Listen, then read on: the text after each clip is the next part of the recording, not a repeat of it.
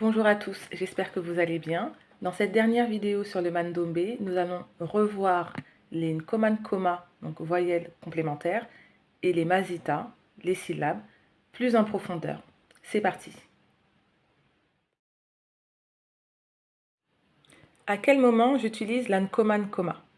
La nkoman-koma ou voyelle complémentaire s'utilise lorsque le mot a deux voyelles qui se suivent. Si je veux écrire ba, j'écris le B et le A. Si je veux écrire BIA, donc là il y a le I et le A. J'écris d'abord le B et le I, et comme le A suit le I, j'écris le A en voyelle complémentaire. Pour écrire fait, j'écris le F et le E. Pour écrire fouet, j'écris d'abord le F et le OU, et j'ajoute en voyelle complémentaire le E. Lorsqu'on écrit les nkoman-koma, c'est toujours le I et le OU qui sont en première position, qui sont en position de voyelle principale. Le A, le E et le O ne sont jamais en première position. Si on veut écrire deux voyelles qui se suivent avec le A, le E ou le O en première position, alors on ajoute une consonne, on ajoute un W. Par exemple, pour BAO, on ne va pas écrire B-A-O, mais on écrira B-A-W-O. Pour BO, on n'écrira pas B-E-O, mais B-E-W-O. Pour BOA, on n'écrira pas B-O-A, mais B-O-W-A. Le mandombe est une écriture de masita, de syllabes. Tous les mots sont décomposés en masita. Pour construire une masita, il nous faut une mvola, une consonne, et une binsimba, une voyelle. Maintenant, nous allons voir en profondeur les masitas. Pour créer les masitas, on utilise la mvola complexe, la mvola pimpita. Rappelez-vous, la mvola pimpita est composée d'une mvola pamba, une mvola simple, collée à une mvola piluka, une mvola composée du yikamu. Les deux ensemble forment les mvola zapimpita et c'est ce que nous allons utiliser. Pour écrire les masitas, on utilise toujours les mvola zapimpita de 0 degré, 45 degrés, 90 degrés et 135 degrés. On n'utilise pas les mvola zapimpita de 180 degrés. On utilise de 0 jusqu'à 135 degrés.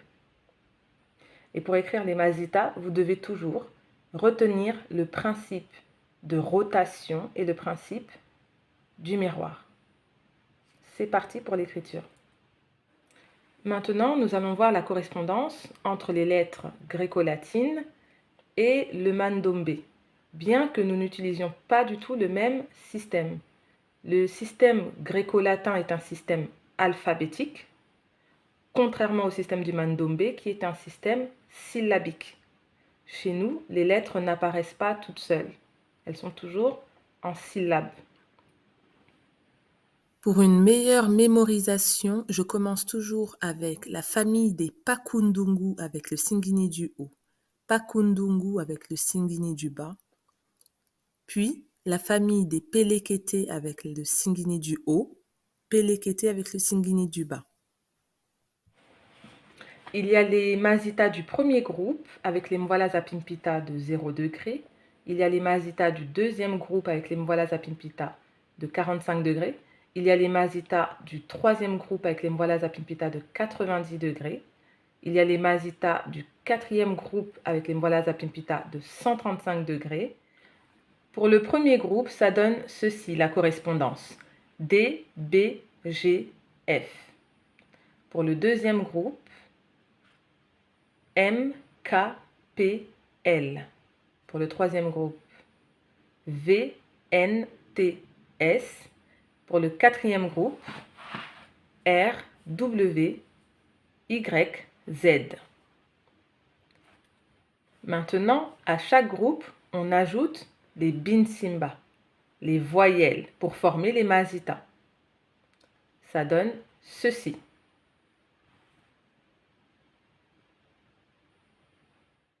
Lorsque vous tracez les Masita, vous devez faire attention à ces 3 choses. 1. Le Singini, le commencement, représenté par le point vert. Selon que l'on commence par le haut ou par le bas, par la droite ou par la gauche, cela forme une autre lettre. Exemple avec le premier groupe. 2. La Binsimba. Elle est toujours accrochée après la Mvoila. Elle peut démarrer par le haut, par le bas, par la droite ou par la gauche. Elle garde toujours la même valeur de A. Exemple, Da, Fa, Ba, Ga. Le A se déplace de gauche à droite, de haut en bas, mais ça reste toujours un A. 3. Le Yikamu. Les traits ont tous la même taille, que ce soit pour les Mvoila, les consonnes, ou pour les Binsimba, les voyelles. C'est seulement le Yikamu, ici en rouge, qui n'a pas la même taille que les autres. Le Yikamu est là pour relier 2 Mvoila. Pour le premier groupe, Da, Dé, Di, Do, Dou. Ba, Bé, Bi, Bo, Bou. Ga, Gé, Gi, Go, Gou. Fa, Fé, Fi, Fo, Fou. À noter que les voyelles OU, le U se prononce OU, le E se prononce E. Le G reste toujours G. Comment fait-on en mandombe pour écrire 2 consonnes qui se suivent?